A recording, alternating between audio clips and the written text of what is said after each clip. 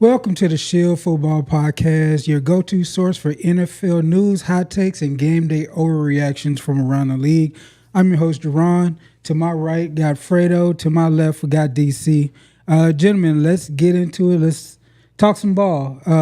1 week or a little bit over a week till real games start out. How we feeling, guys? You excited? Nervous about your team? What we looking forward to? Well, we were here, man. Preseason's over. I'm excited coming into the season. This is the time that everybody still 0-0. Mm-hmm. Everybody's healthy. Coming into the NFL season, excited. We're like little kids. It's like Christmas time for us. But yeah, man, we still got a couple more, 10 more days per se? Yeah. About 10 more days, man. So right there, man. So yeah. How about you, DC? How you feeling about this upcoming season? You're right, Fredo. It's Christmas in August right about now for us. We got about 24 hours for all the final cuts need to be made. There's been some trades that went down the last couple of days. A lot more action than I thought. That just lets me know that I guess these guys were going to naturally get cut, and they got wind of it, and they end up trading them. But we're looking forward to this, man. It's a good time of year. Yep. Yeah, for sure. So we're going to get right into it. The big story for me today is the Trey Hendrickson deal that he reached. It's a 1-year deal. He gets a $14 million raise, boosting his 2025 salary to $30 million. Hendrickson is still scheduled to become an unrestricted free agent after this season. Guys, this is pretty big for the Bengals. Yeah. Like, if you think about where they would be if they didn't have Trey Hendrickson on that defense, we already seen teams in preseason run up down the field. I think the regular season would look like that too. How do you guys feel about Trey Hendrickson only getting a deal for the rest of this year? DC, start with you. It's Cincinnati Bengals doing Bengals things, man. You gave this man a 1-year deal just for him to go out there and get you another 17 sacks and be right back where you were at this time last year. So I don't think it's a good thing for him. They should have went ahead and extended the man, because it's just a matter of time before he comes back, and he's going to be on one of them divisional teams, and he will be your enemy. So I think you messed up. Don't be trying to franchise him, because I think next year the franchise tag is going to be more than what you're paying him now, more than likely, with the deal that they've been handing out to these guys, especially if Michael gets something done before then. It's going to be really bad. So, yeah, the Bengals are just doing stupid stuff, man. Go ahead and sign the dude long term and see what happens. To me, I think that he should not even come back to Cincinnati after the season. He should go ahead and sign with the more Super Bowl ready type of team. Don't get me wrong, man. The Bengals are a good team coming into the season, but I don't see them really doing so much, because the weakness in their team is the defense. And he knows that, unfortunately, he is a good piece to the defense, but he needs a better cast around him as well, man. So I think, him getting up there in age as well, he just needs to go surround himself with a better team per se. Yeah. For me, the only thing when any of these things happen, it's either good or bad. I think of what would the Eagles do? What would Howie Roseman do? And in this situation, he wouldn't have done this. Mm-hmm. He would either got something for him, or he would have signed him to a really good deal, a team-friendly deal. So they can just lose him after the season. Unless, again, they can franchise tag him. There's no clause in this agreement that they can't do that. But that's just asinine right there. Yeah. We're going to do this all over again, so you can give him another $30 or plus $1 million deal for 1 year. It's just, I say it all the time, these family-run teams, it's just, it's not good business. They don't do anything the right way. And ain't no way in the world Harry Rosen would let it get to this this stance. But it is what it is. Hopefully, like you said, DC, he goes to, I can see him He would look good in a Steelers jersey. He just fits him and T.J. Watt. I hope he does that. Gets his revenge the right way. Oh yeah. Because they'll still be the same team this year, man. Hopefully, Shamar Stewart can come along, but they're gonna be still the same team that had to score 40 points damn near to win a game.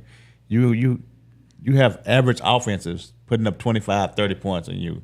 So I just see the same script for the Bengals again over and over, man. Yeah, it's going to be a track a track meet every time the Bengals on, because they've got weapons, they've got firepower themselves, but can they stop anybody? Yeah. I mean, their front seven is pretty solid, man. But what scares me the most is the secondary. Don't have them dogs in that team. And, when you got Lamar Jackson, you got who else in that division? Aaron Rodgers now. But, yeah, you also got the Browns. And the Browns got a good offensive-minded head coach down there. I mean, up there. But I just really don't see Cincinnati making that big of a push. But we'll see, though, man. I could be wrong. All right, going on to other news. This is another one that kind of confused me, because why were they drawing this out, especially to give him a new deal? Commanders All-Pro wide receiver Terry McLaurin reached a 3-year extension worth $96 million. So Jaden Daniels keeps his number one weapon. But again, why, if you were going to just give him what he wanted, why did it get to this point? You didn't get any kind of discount. Nope. I'm again, what would Howie do? He wouldn't have done this. So Scary Terry stays in DC. How do you feel about the extension and how that helps the Commanders going forward? To me, that's a good thing for Terry, man. He's getting paid, and he should. I was one of the people that advocated that Commanders should pay him, and they did. I think it's a good, fair deal for both teams. To me, you keep your number one wide receiver. He's proven. With past quarterbacks that have been kind of not good. Now you give him a solid quarterback with that duo right there. Should be a good within the NFC East right there, man. DC? Yeah. I think Terry knew all the time he had the leverage. He was not going anywhere, and there's no way that the Commanders were going to let him walk or even trade him when he requested it. After he requested trade, he kind of just laid back. What kind of ridicule would come down on you if you let that guy walk? Your team just in the NFC Championship, and you let your young quarterback, number one weapon, just walk out the door. He wasn't going to replace that this year, so he knew he was going to get paid eventually. It was just the cat chasing the tail situation, man, and he got his money. I'm glad for him. Yeah, he held all the cards. And the crazy part about it is he doesn't look like he's slowing down. Right. This isn't a over the hill guy. He still has 3 good years of production still ahead of him. So again, why was there a hassle? And if you look at that wide receiver room, your number one's not going to be Debo. No, Debo's going to be the gadget guy. We saw him in the preseason. He got a jet sweep, ran it for a big game. That's the crap he's going to be doing. Who else? They had Noah Brown. He's gone.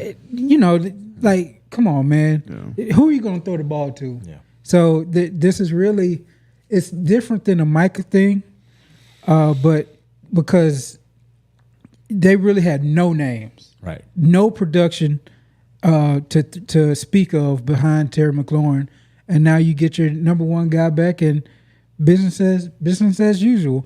I'm worried about him week 1 and 2. He's been sitting out. What's his game shape? Yeah. Where are his hamstrings, his calves, his quad? I don't want him to come out here, go gung ho for 10 days at practice, try to get to a game, and now boom, he pops something, and now everybody's like, well, you did this to yourself. So that's the only thing I'm really worried about is this guy's going to be doing sprints. He's going to be 40 yards down the field. And if a hamstring comes up, this is only the Commander's fault. Yeah. So that's exactly Other news. Let's go on to the Texans.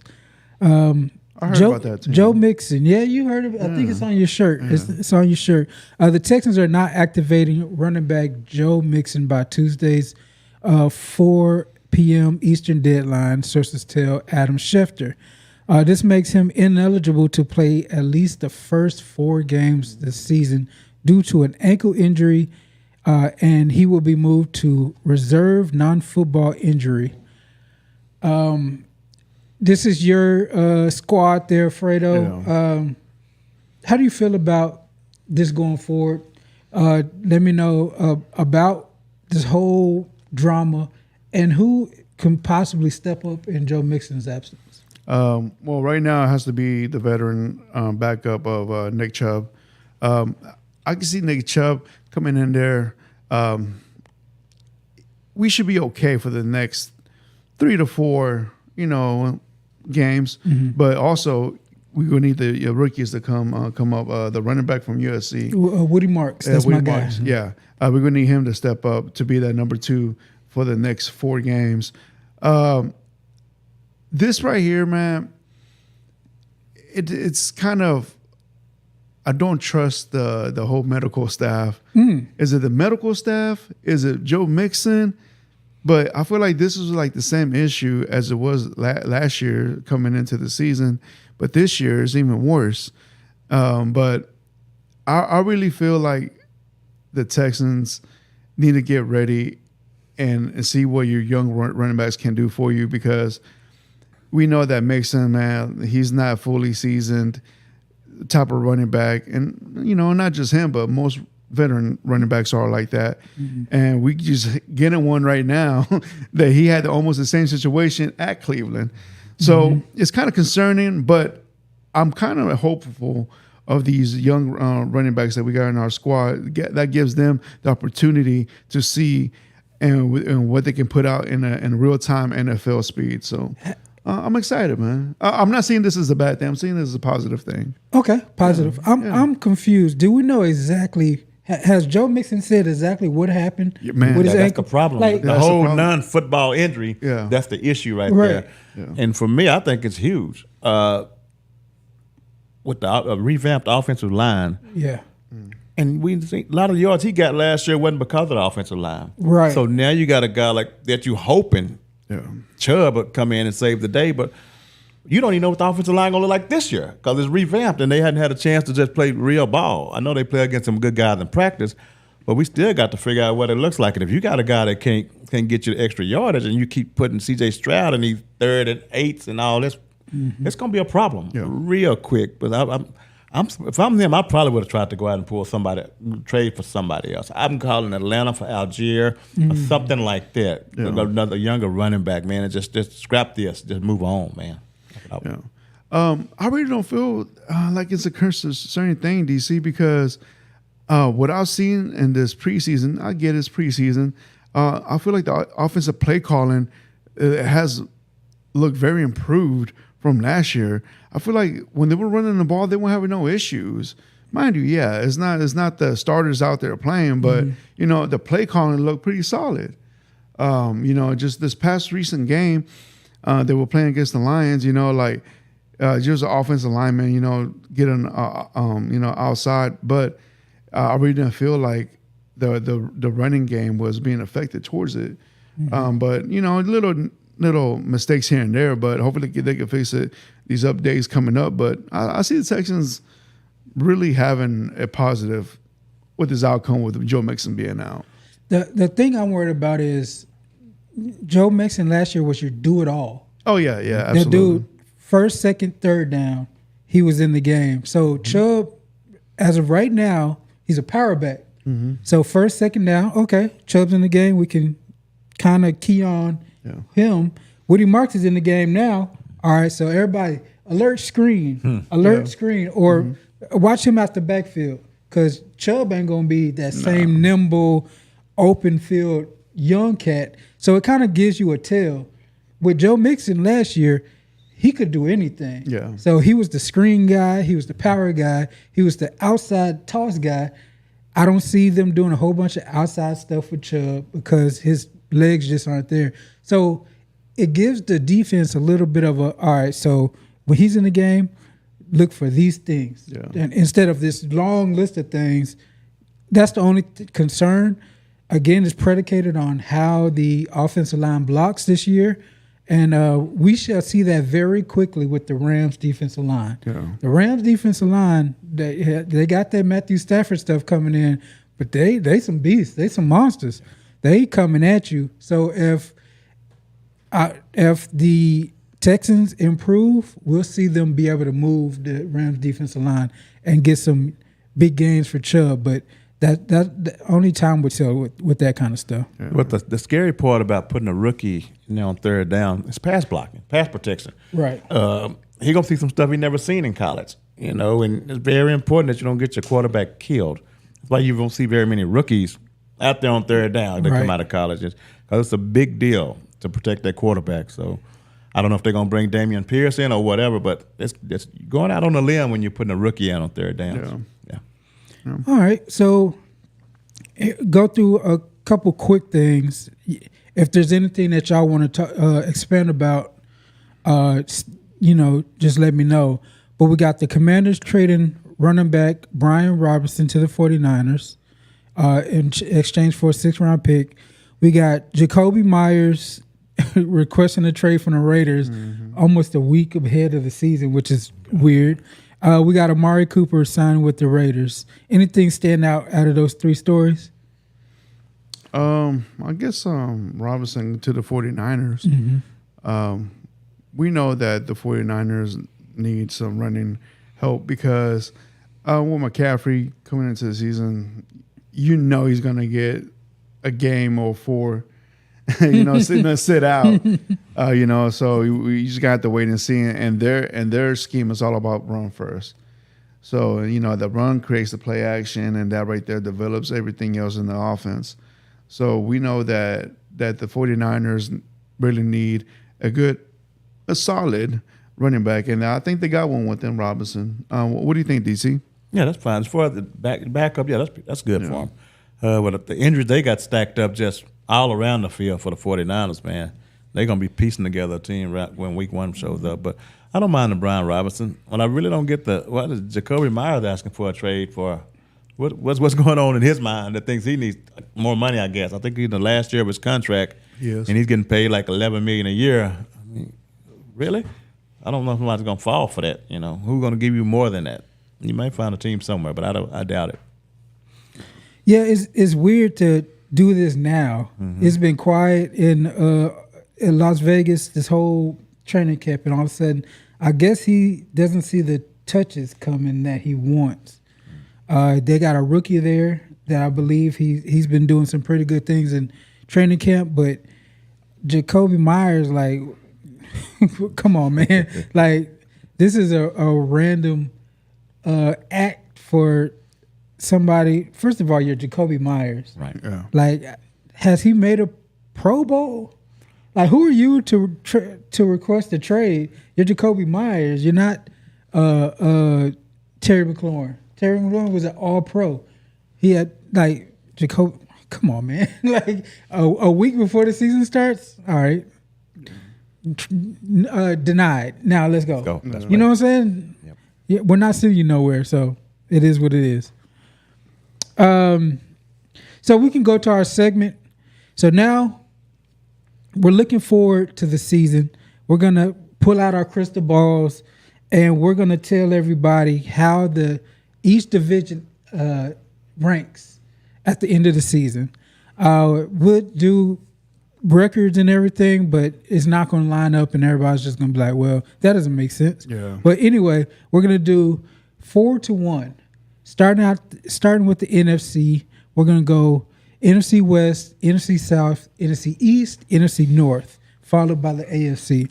I can kick it off with the NFC West. They're going to end up like this. 4 is going to be the Cardinals. 3, Seahawks. 2, Rams. And the 49ers are going to win the NFC West. I predict them with like a 12-win season to win the NFC West. Fredo. All right, 4 give me the Cardinals. At 3, give me the 49ers. At 2, give me the Rams. At 1, give me the Seahawks. Ooh, that's crazy. Okay.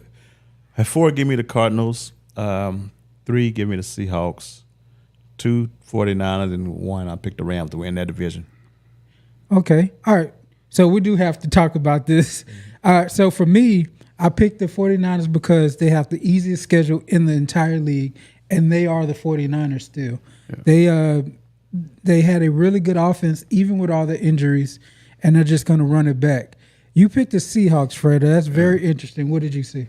Well, coming into the season, man, like they got a good defense, and I feel like this offense right here is going to be more in tune within each other. I think the head coach is going to have like some type of way with Sam Darnold that what he saw last year, him doing over there at Minnesota, is going to really help him out a little bit more, being in tune, not to do too much, but like the running game is going to be a little bit more attacked. I feel with the Seattle.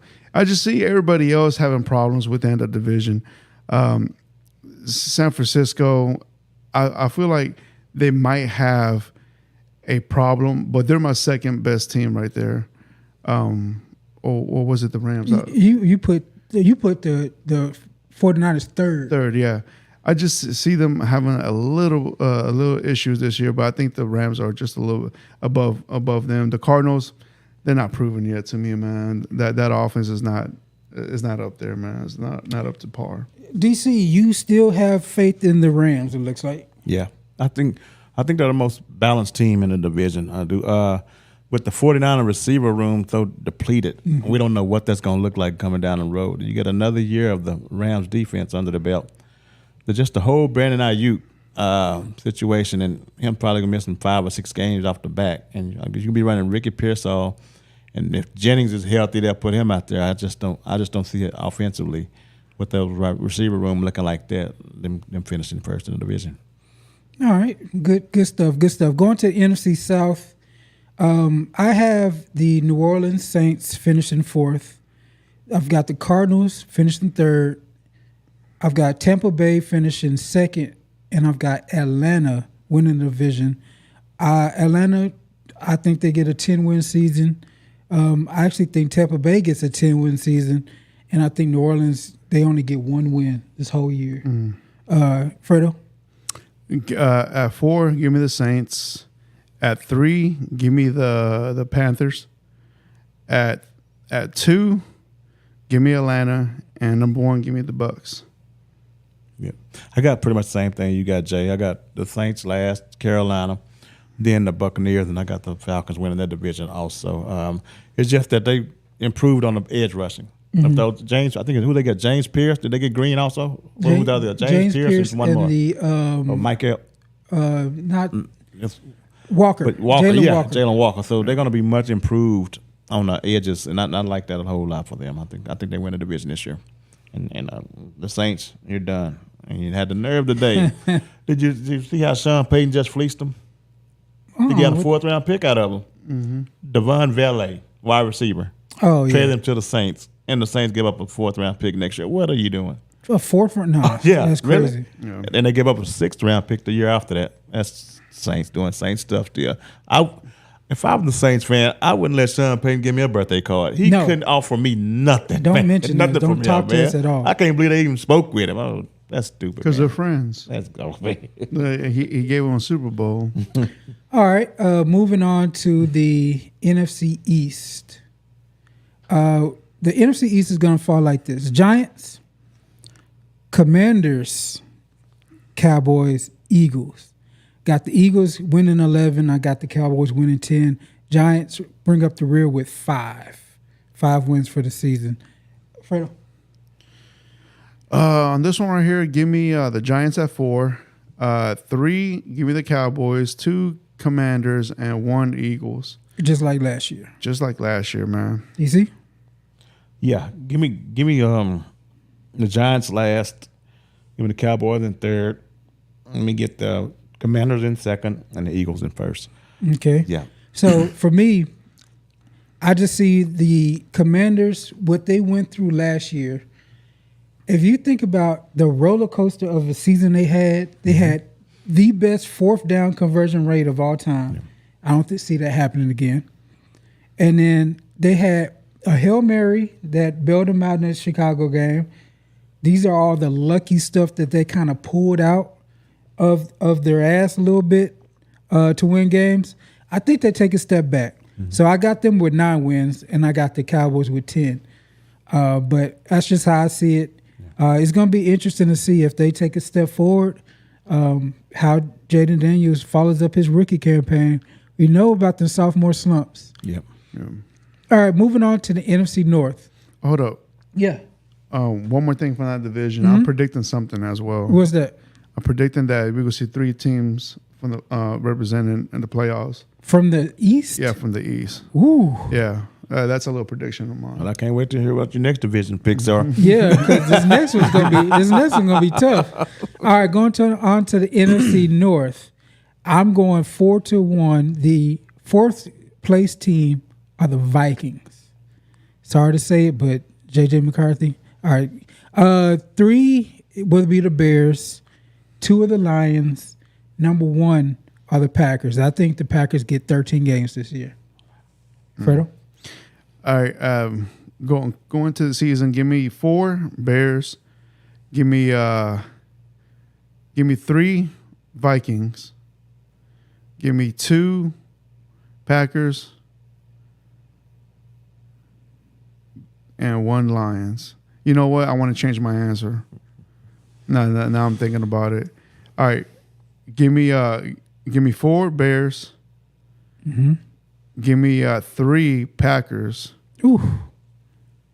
And give me Vikings 1 and give me the Lions 2. All right. Yeah, there we go. Yeah. Do you see? Yeah, give me the Bears last, and I'm going to be Fredo. Mine is exactly like yours. Green Bay in 3rd, and Detroit 2nd, and I picked the Vikings to win that division. Yeah. Why? First, okay. So this is interesting. Why do y'all hate the Packers so much this year? Man, I don't believe in Jordan Love, man.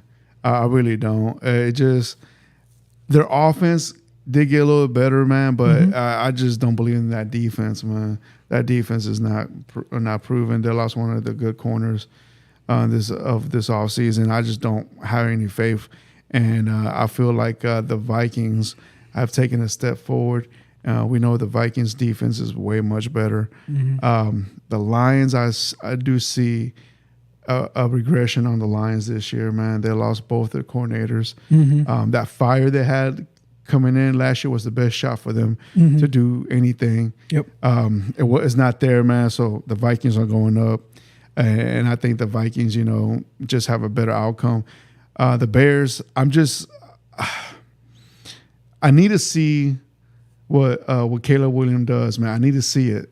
Well, if I'm going based upon last year, I don't have no faith neither. So that's why my top dogs are the Vikings. DC, why do you hate the Packers this year? Similar to the 49ers, the receiver room. Outside of Matthew Golden, these guys have let Jordan Love down. They probably led the league in drops. They did. That's the thing that bothers me, and I don't know if that's going to change. They've heard Romeo Dubs may get cut, or Wicks, one of those guys. They might not even make the team that they've been running out there. So that's one of the big parts about me, the receiving room. I think the Vikings are the most balanced team in the division once again. As far as defense and offensive, I think they are the most balanced, and I feel like they're going to pull it off this year. All right. So for me, I have the Vikings finishing last. It's kind of crazy because to me, they still get 9-8. Bears get 9-8 also. But the Vikings are a big question mark in my eyes. We don't know what JJ McCarthy. If you look at preseason, there's training camp rumors that he's been terrible. There's training camp rumors that he's been the next Aaron Rodgers.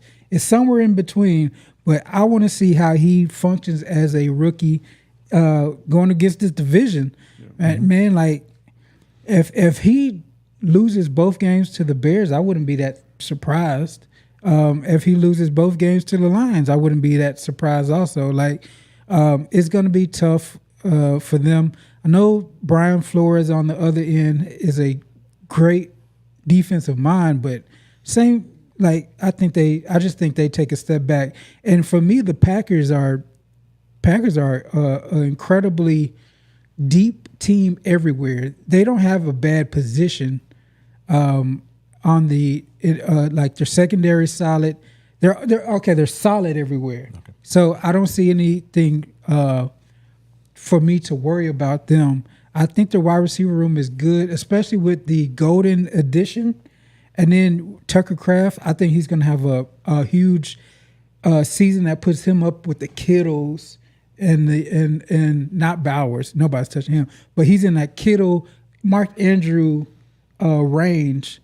But I just see them being a impressive team. I got them with 13 wins. Now we're moving on to the AFC, starting with the AFC West, going 4-1. Raiders, Chargers, Broncos, and Chiefs. I really wanted to put the Chiefs second, but I can't do it. I was trying my hardest. I just couldn't do it. Fredo. All right, give me 4. Give me the Raiders. At 3, give me the Chargers. 2, Broncos, and 1, the Chiefs. All right, same. It's sweet. Sweet. Same thing. I'm with you, Jay. I wanted to put the Broncos first, but I did too. But I just hadn't seen it happen yet. 6 straight conference championships, and they probably be better. This whole Rashee Rice games that he missed is going to be huge for them. Xavier Worthy got another year under his belt, and I want to see what the defense. I know the defensive coordinator for the Chiefs is going to dial some stuff up, but I want to see if they look a little older or a step slower on defense. Yeah. But I know the offense still going to be humming. But I want to see if Rashee Rice only gets like 4 games. Oh, yeah. They're going to be in the mix. They're going to be in the mix again. Yeah. Those 4 games going to matter. Yeah. But if he gets like 6 to 8 games, I can't see him giving them too many games. Yeah. But, same thing. I really want the Broncos to take it, but I just don't see anybody stopping. And the key is Andy Reid is still there, and he's one of the top 5 coaches of all time to me at this point. So I just believe in Andy Reid. Let's go to the AFC South. A lot of interest in this division around these parts. I'm gonna start with the Tennessee Titans bringing up 4. I think they get about 5 wins. It's a rebuilding year for them. Got the Colts, the Jaguars, then the Texans. Texans get 10 wins. Yeah. Same thing for me. Titans 4, Jags. Colts 2. I'm sorry, Colts 3, Jags 3. Damn, bro, I'm all over. Jags 2, Texans 1. There we go. Right. Yeah. DC. I'm gonna go with the Titans last. Okay. I want to put the Jaguars. I don't blame you. 3rd. I want the Colts 2nd, and the Texans win the division. Yeah. I think that's sweet. Because I know they with the addition of Daniel Jones, I think Steichen is going to put him in a position not to lose the game because his job is on the line. Yeah, his job is on the line. I think the Colts some kind of way. And now they got a new defensive coordinator. The guy, he's good. The guy that came from Cincinnati, he just didn't have no players in Cincinnati. Now he's at the Colts. He got some players on the defense, and I think their defense will be improved. So I'm going to put the Colts 2nd in this division. Yeah. To me, the Jaguars got to finish 2nd.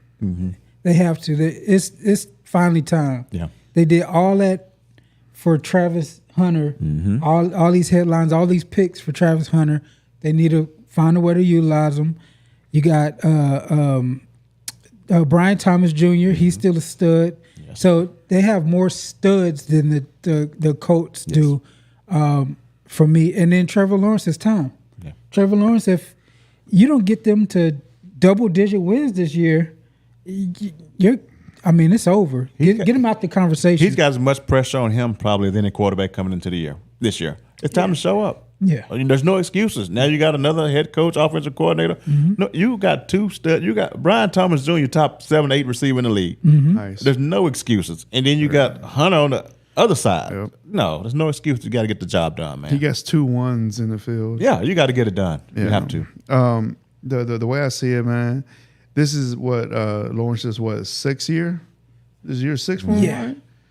Come on, man. I mean, if they, and this is the year that he has to bring it, man. If he doesn't bring it, I mean, we got to take his name off the top 15, top of best quarterback in the NFL. Because this right here, man, is getting pretty sad now. Yeah, he's getting everything you want. He's getting a new offensive-minded cat. Yeah. You see what he did with Baker last year, Liam Cohen. Yeah. If he stubs his toe now, I don't know. It could put the Texans could be running this division for next decade with the way these quarterbacks are looking. I ain't mad at that though. Moving on to the AFC East, number 4 will be the Miami Dolphins. I got them winning 6 games. It's gonna. I think it's gonna be bad. I think. Anyway, keep going. So I got the Miami Dolphins. I got the New York Jets, New England Patriots, Buffalo Bills. Buffalo Bills end up with 12 wins this year. Okay. I got the Jets at 4. 3, give me the Dolphins. 2, the Patriots, and 1, the Bills. No, I'm right with you, Jay. The Dolphins gonna sink. I'll put them at the bottom. Yeah. Like, cause I'm already on record telling. I think that's gonna be one of the first coaches fired. The first coach. I don't see the continuity. The way the guys that left talked about it, and this whole Tyreek Hill deal, man. It don't even seem like he just wants to be a part of this team at all. I would if they could find somebody to take him, I think they would trade him. I don't think they really want him in the locker room at all. That's not the way he acted at the end of the year last year. I'm out of here. Why would you want to bring that back into your locker room? When he said that, he meant that. Mm-hmm. He meant, regardless of how he walked it back, he meant that. So if he's a guy that I wouldn't want no part of, I can find somebody that offer me something that's decent, he'd be out of the locker room. And it's crazy because this could be the year from hell for them. Mm-hmm. They're already in joint practices with the Lions. They're already getting clowned. Mm-hmm. I've never heard so many beat writers for one team on the Lions say, "Oh man, either the Lions are the greatest team ever, or Miami's just a tire fire." Yeah, I just see too many things that can go bad. Yeah. Let's say there's dysfunction in the locker room. There's already rumors they don't respect the head coach. Jalen Ramsey came out and just dogged the dude. Injuries piling up. You got Tua. This could be this season from hell, and they could have a top 5 pick going into the draft. And then at the top, Buffalo Bills. There's no competition really. Maybe they drop one to the Patriots, but other than that, they should sweep the. Yeah, I think they split with the Patriots. Yeah, I think they split with the Patriots too, but Buffalo Bills gonna run away with it. Yep, same here. All right, so last division, we're going to the AFC North. I think this one we might have some agreement on. The Bills, the Cleveland Browns are coming 4. So number 4, Cleveland Browns. Number 3, the Steelers for me. I got them at 8 and 9. Number 2, the Cincinnati Bengals, and number 1, the Baltimore Ravens. I got them as a 12-win team. Fredo? I agree. Same thing with you, Liz. DC? No, I got Cleveland at 4, Cincinnati at 3, Pittsburgh at 2, and Baltimore at 1. I got to see it, Cincinnati. Show it to me. And for Pittsburgh to be making the playoffs all these years, this is the best quarterback they done had in 5 or 6 years. So it's like you have no choice but to step forward with Aaron Rodgers on the team. Now, I'm a little worried about his wide receiver core, too, outside of DK Metcalf. That's a little scary. But his defense is going to be top-notch. If they can fight, if the young kid, Caleb Williams, out of Iowa, if they can find a guy that can get a ball 20 times a game and play the way they want to play, I see no reason why they're not back in the playoffs again, man, at the number 2 spot. In Cincinnati, you got to show me. You got to show me that you can stop somebody. That's interesting because Cincinnati, to me, is already changing up how they've done things. Like, they played in the preseason. Mm-hmm. They're trying to get offense going so they don't have that slow start. I kind of predict that they're not going to have the slow start. They're going to come out, win 3 games, and so they don't have to do that late season push. I think with the especially getting Henderson back, that's going to help them out. But I think starting out, they're not going to have those stupid losses like they did last year. They lost to the Patriots. Yeah. First game of the year. First game. Like, there's no reason why. I think they come out a little more crisp, and I think they do get the second seed in that division. For me, with the Pittsburgh Steelers, you said it, the wide receiver core, I'm completely worried about that. Can Pat Freiermuth be that dependable receiver outlet that Aaron Rodgers loves the tight end? Can Pat Freiermuth be that? Yes, no. Yeah. The defense is going to be good. Right. We know the defense is going to be good, but I still think I think 8 and 9, and they have their best quarterback they've had in years. They've also got their least coachable quarterback. He's going to do what he's going to do. Yeah. And Arthur Smith and him, if they butt heads, come on, man. if there's any kind of and it's going to happen. Yeah, that's what I think. If Aaron Rodgers is like, hey, man, I'm going to DK right here. Arthur Smith's like, no, it's 3rd and 3. We're going to run the ball. and Aaron Rodgers makes that check. Oh man, sideline drama. I can't wait. I can't wait to see Good them TV right yelling back and forth at each other. But yeah, what are your thoughts about the Steelers and Bengals? I mean, I really don't think that the Bengals gonna have that much issue just on defense. But the offensive power, man, it's hard to not ignore that, man. Right. The offensive power is just one of the best ones in the NFL. Yeah, you're going to have to put 30-plus points every game. But they can do it. They can do it. But also is not to make little mistakes like they did last year. Last year, the Bengals had a lot of close games they could have won. But just simple errors, man. And I think this year they're coming in. Because I feel like this is another head coach that might be in a hot seat as well. Oh, ain't no doubt he should be. Absolutely he is. With all that talent, he should be. And I think that if he doesn't make the playoffs or the divisional round, you could kiss his career so long with that team. But yeah, man, I just don't see the Bengals struggle that much. Steelers, I don't know, man. Every year, like DC said, man, they make the playoffs some way, somehow. And they're done it with crappy NFL quarterbacks, man. And now they have something of towards the end of his career. But hey, man, that's better than what they had last year. So we will see, though, man. But I like Pittsburgh more at 2. Yeah. All right. So let's go ahead and pick the AFC Championship game and NFC Championship game, and this should be interesting. For me, AFC Championship game representers are the Ravens. They're going to be home. They're going to be hosting the Houston Texans. Fredo, what you got? Well, I appreciate you putting the Texans in the AFC Championship game. I appreciate that. But I'm the Texans fan here. I don't have that much hope until I see it.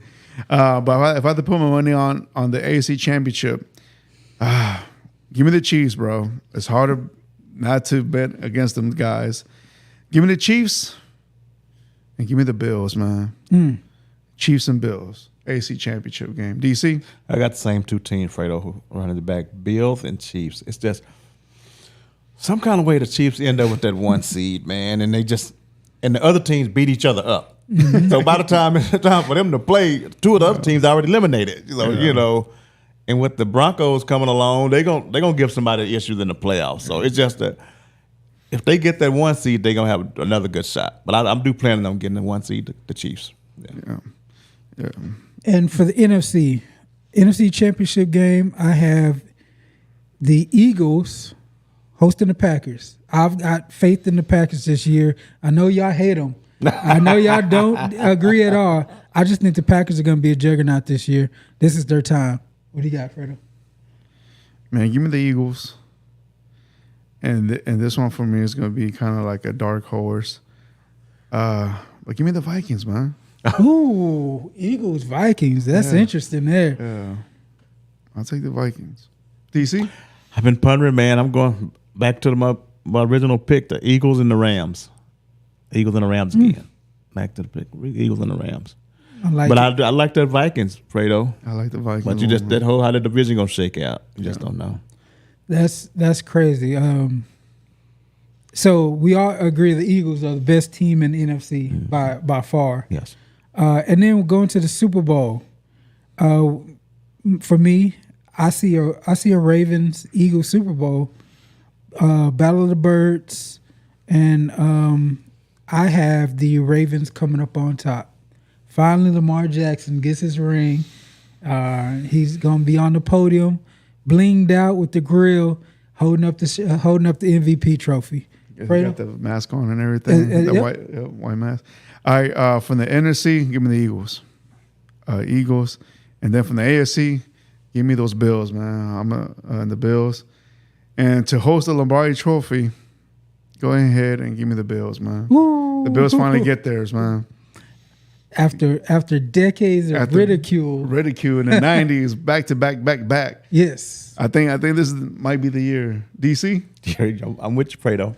But I'm putting the Rams in the Bills in the Super Bowl. It's going to be, I think Josh Allen gets it. I think he gets it done this year, man. I really do. Yep. And but my thing with the Eagles, man, I picked them there, but can they stay healthy? They were healthy last year. They were super healthy. They were the only team that was that healthy throughout the whole season, and I just wonder if they can do that again. That's tough to do, man. That is really difficult to do. The run they was on last year, man, to stay healthy like that, that was amazing. And the Super Bowl is being played at San Francisco this year, right? Yes. Mm-hmm. All right. And ain't Josh Allen from California? He may be. I think he is. Yeah. He's going to win in his home state. Yeah, man. I can see that happening. Sounds good. That's interesting. That's very interesting. I've got a couple of things going on that I wanted to talk about. I wanted to do a quick hit. So if anybody, I'm sure everybody knows by now, Netflix is doing an 8-part series on, it's a Last Dance style series with the Dallas Cowboys called The Gambler and His Cowboys. So as a Cowboys fan, at first I boycotted it. I was like, there's no way. I hate the dude. I hate Jerry Jones. I think you hate what's going on right now with all that drama. I still can't stand Jerry Jones. He's the bane of my existence. But what am I going to do? I'm stuck with him. So I went through the documentary. I was like, hey, I got some drinks in me. I was like, you know what? Let me pop on this documentary. And it's surprisingly really good. I was taking notes during the documentary. First note I took, immediate goosebumps. Just seeing how they presented the 90s Cowboys, all those dogs on the team. I actually never saw Michael Irvin at Miami highlights. Like my whole entire life, I knew he went to Miami, but I was like, he's a Cowboy. I never even seen him at Miami, but here we go. I didn't realize Jimmy Johnson beat Barry Switzer in the national championship. It's crazy how that all comes around. I think Michael Irvin is the heartbeat of that team. Like Michael Irvin is when you think of the Cowboys from those days to these days, and there's no coincidence that they always talk to Michael Irvin. Like Michael Irvin is the craziness. He's really the heartbeat of the Cowboys. Just how spontaneous everything is. He's had drug addictions. He's had arrests. He's been a Super Bowl champion, and now he's just had this up and down career in life. To me, that just symbolizes the Cowboys. I love Jimmy Johnson. I hate Jerry Jones. What else did I put? There's that point where Tom Landry, who got fired by Jerry Jones, he had a parade in Dallas, and 100,000 people came just to say bye. Wow, that's crazy. I never knew that. I never knew that either. Wow. It was literally, it looked like when JFK came to Dallas, he had a parade of people, and they were just waving bye to a coach. That would never happen today. No. Like Belichick didn't even get that. No. You know what I'm saying? And He is the reason why the Patriots are on the map today. Going down, it's funny. Herschel Walker won't talk about himself unless it's in third person. Man, you talking about somebody that took a trip. That dude right there. Herschel Walker. Let me see. Yeah, so I put Michael Irvin's the greatest Cowboy ever. What else? Troy Aikman throws a beautiful ball. I love Jimmy Johnson. Episode 2 is why look. I had some drinks. Is why I will forever hate the Philadelphia Eagles. Let me see what else. The Emmitt Smith contract holdout. The contract holdout is very similar to Micah's. So whenever people bring up Jerry Jones, he's done it before. Yes. Micah might go into the season. He may not. He may play, but Emmitt Smith wanted to be the highest paid running back. Guess what happened? He became the highest paid running back in the NFL. Just like Micah wants to be the highest paid defensive defensive player, he's going to get paid. Same thing with CD. Same thing with Dak. It's the same formula. So all this hullabaloo about Mike and his contract, just y'all can kill that because it's going to happen. And then my last one was, it blew my mind about their Super Bowl run into the second Super Bowl championship. Jimmy and Jerry were beefing publicly the whole time. That's crazy. They're in the NFC Championship game, and before that, they're being asked about their conflict, and they're about to win the Super Bowl. Like, it's not like this was a peachy keen relationship the whole time. It was two stubborn bastards going back and forth, and on the way to a Super Bowl title, they are beefing. That's unheard of. It's like a couple arguing at vacation. I mean, like, yeah. You know, like, how can you do that, man? It's like, just imagine if they put their pride aside, man. How many more championships could the Cowboys won? My goodness, during the '90s. It's crazy because before the championship game, they sat down with Bob Costas, I guess, and Jerry Jones had the quote that he said, I can coach this team.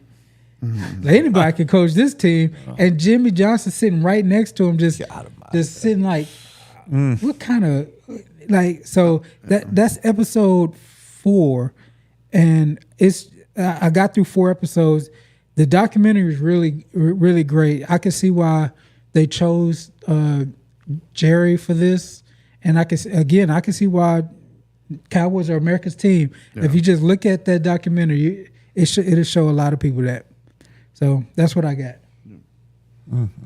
Wow, that's a good take, man. We like to acknowledge Jerron's watching the Cowboy while he has a couple of drinks in him. Taking notes. I had to get a couple of drinks in me. Yeah. So you think the Michael deal gets done pretty soon? Because I mean, it would have to have some type of impact on the Cowboys. It has no choice, but and you got Eagles week 1. You know, it's going to have some kind of impact. I don't know if the run defense is better than it was last year, but we will definitely find out come next Thursday night. We certainly will. Yeah. What I think happens is sometime in the season, 1 or 2 weeks in, they get it done. Mike is not going to miss games because it's killing him to be sitting out right now. And the reason why he's at training camp is to avoid the fines. So if he misses game, it's like $1.5 million a game that he's going to miss. Why would you do that? And you know they've got control of you for 3 more seasons. This season plus 2 franchise tags. So he can't do anything but play. He can be miserable. He can be angry, but he'll get out there and play. Yeah. Dak has said he thinks he's going to be out there. Schottenheimer said he's going to be out there. Jerry thinks he's going to be out there. Only person who hasn't said it is Micah himself. So I think he gets out there, he gets in a rotation, 3rd down rotation, and we see what happens. I got you, because the agent that he's dealing with, Morgetta, is one of the best in the business, man, and that's gonna be tough to see where they're gonna meet in the middle between Jerry. Now that the agent's involved, that's gonna be a problem right there, man. I want to see where they meet at financially wise when it do happen.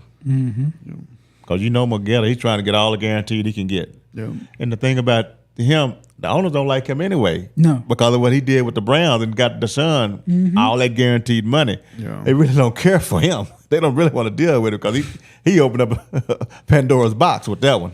Like, and this is my thing with David Mulligetta, the agent. Everybody's putting this on Jerry Jones. It's partly on him too, because this is the route that he did it with Jalen Ramsey, sitting out. He did Deshaun Watson. He bullied the Cleveland Browns, and I think that the other owners are kind of putting a battery in Jerry back. No, we got to win against this guy sometime. Yeah. Like, this guy's been killing us in negotiations. Somebody, if anybody, maybe Jerry Jones could do it, and that's kind of, I feel like all the other owners are like, come on, man, don't cave. Don't let this man fleece you. Don't let him fleece you.